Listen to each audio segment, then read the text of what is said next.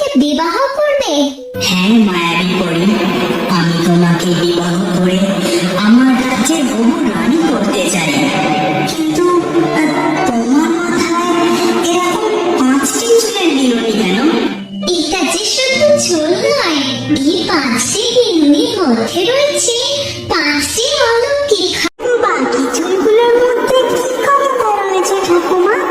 বাকি চুলের বিনুনির মধ্যে ছিল তার আসল 4 শক্তি। আজ পর্যন্ত যে যে সেই পরীর সামনে পড়েছে আর কেউ ফিরে আসেনি। একবার এক রাজকুমার সেই পরীর সন্ধানে বেরিয়েছিল। ওই রাজকুমার তো ভারী সাহসী, সে ওই মায়াবী পরীর দেখা পেয়েছিল। যে জঙ্গলে ওই পরীর ভয়ে কেউ যেতে সাহস করতো না, সেখানে রাজকুমার দিনের পর দিন জঙ্গলের এ প্রান্ত থেকে ও প্রান্ত ঘুরে ঘুরে ওই সুন্দরী পরীকে খোঁজেই চলে। সুন্দরী পরী, তুমি কোথায়? বেরিয়ে এসো, দেখো দক্ষিণ রাজ্যের রাজকুমার তোমায় বিবাহ করবে বলে এসেছে। সুন্দরী পরী, তুমি কোথায়? তারপর তারপর কি হলো ঠাকুমা? ওই পরী কি রাজকুমারের সামনে এসেছিল? হ্যাঁ, এসেছিল বটে। এক ঝলমলে পূর্ণিমা রাতে রাজকুমার হাঁটতে হাঁটতে একটি গুহার কাছে এসে পৌঁছায়। পরী, তুমি কোথায়? বেরিয়ে এসো, দেখো তোমায় বিবাহ করবে বলে রাজকুমার এসেছে। রাজকুমার হাল ছেড়ে দিয়ে একটি গাছতলায় বসে পড়ে।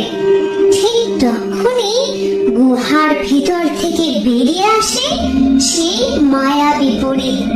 পরনে তার ঝলমলে সাদা পোশাক আর মাথায় সেই 5 ক্ষমতার চুলের বেনুনি। কে তুই? তোর সাহস তো কম নয়। তুই আমার খোঁজে এখানে এসেছিস। জানিস আমি তোর কি করতে পারি? আমি রাজকুমার হৃদয়, আমি আপনাকে বিবাহ করতে চাই। গোটা রাজ্যবাসীকে জানাতে চাই আপনার নামে যে মিথ্যা অপবাদ ছড়িয়ে আছে, আপনি তেমনটা নন, আপনি ভয়ঙ্কর নন। সত্যি? তুমি সত্যি বলছো? তুমি আমাকে বিবাহ করবে? হ্যাঁ মায়াবী পরী, আমি তোমাকে বিবাহ করে আমার রাজ্যের বহু রানী করতে চাই। কিন্তু তোমার মাথায় এরকম 5টি চুলের বিরোধী কেন? এটা যে শুধু চুল নয়, এই 5টি বিনুনির মধ্যে রয়েছে 5টি অলৌকিক ক্ষমতা। কি কি ক্ষমতা দেখাবে না আমায়?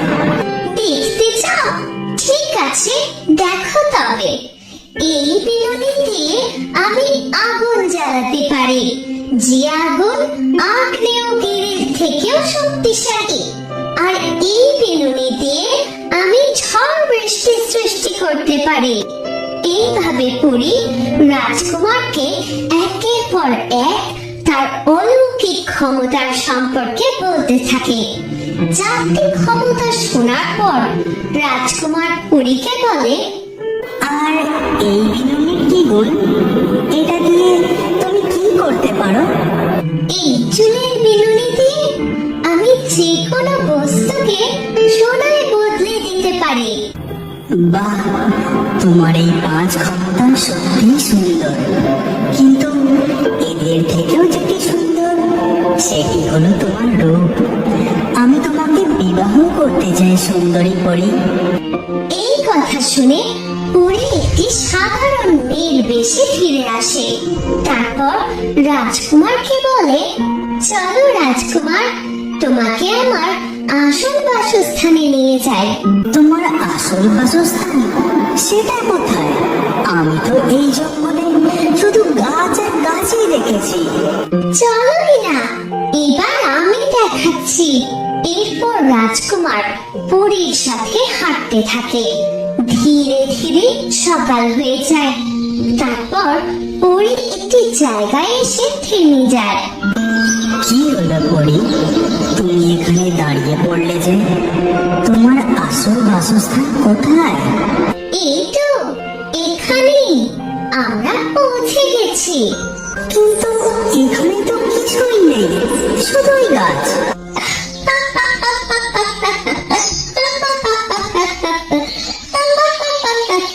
পরে তার হাত দিয়ে জাদু করতে সেই জায়গা বদলে গিয়ে হয়ে যায় এক অপরূপ দৃশ্য। ঝর্ণা, তার পাশে ফুল ফুটে রয়েছে, প্রজাপতি উঠছে, পাশ দিয়ে বয়ে চলেছে নদী। কি চমৎকার দৃশ্য! চোখের আড়ালে ছিল এমন অপরূপ জায়গা। হ্যাঁ রাজকুমার, আমি এখানেই থাকি। আমার নিরাপত্তার জন্য এই জায়গাটা আমি মানুষদের চোখের আড়ালে রাখি। এই স্থান আমার ভারী পছন্দ হয়েছে। আমি কি কিছুদিন এখানে থাকতে পারি? তারপর না হয় আমি তোমাকে সাথে নিয়ে আমার রাজ্যে ফিরে বিবাহ করব। ঠিক আছে রাজকুমার। এরপর রাজকুমার সেখানেই থাকতে শুরু করে। দিনের পর দিন বয়ে যায়। রাজকুমার তার রাজ্যে ফিরে যাওয়ার কথাই বলে না। সে আনমনা হয়ে কি যেন ভাবতে থাকে। রাজকুমার, তুমি সবসময় অতটি ভাবো বলো তো? আচ্ছা, আমরা কবে তোমার রাজ্যে যাব?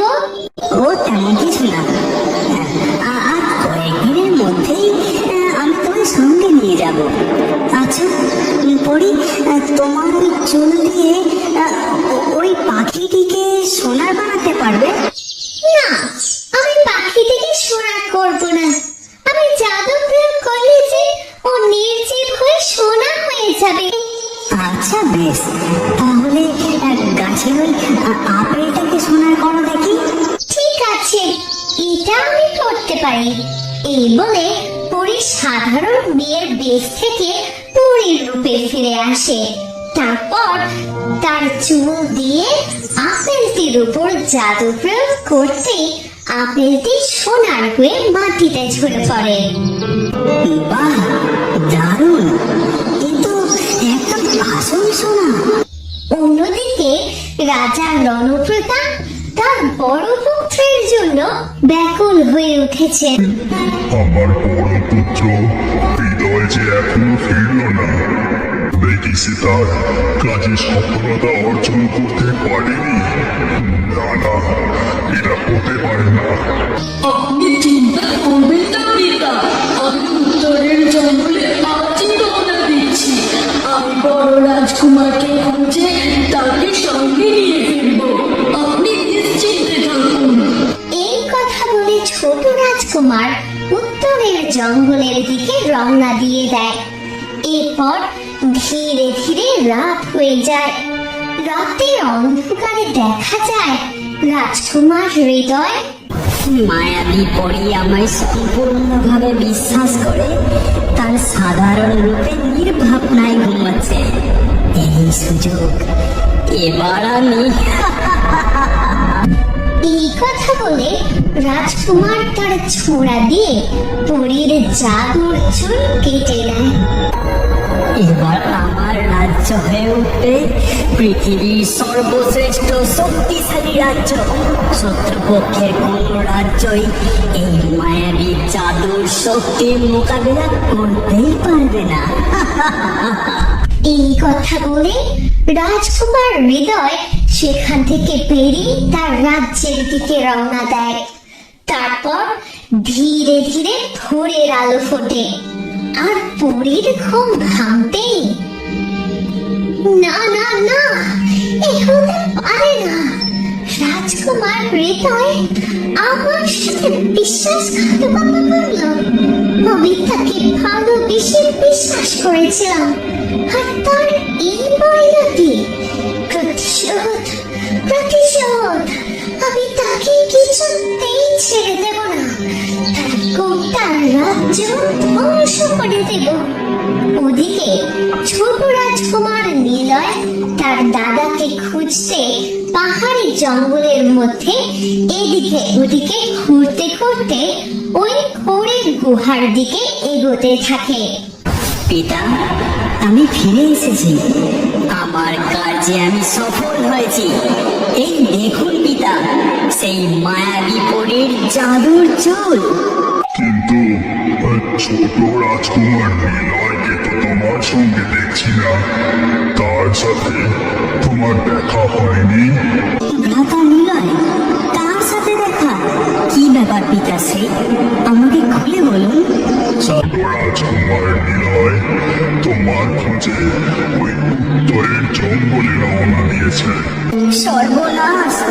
ভ্রাতা উত্তরের জঙ্গলে? এখন ওই জঙ্গল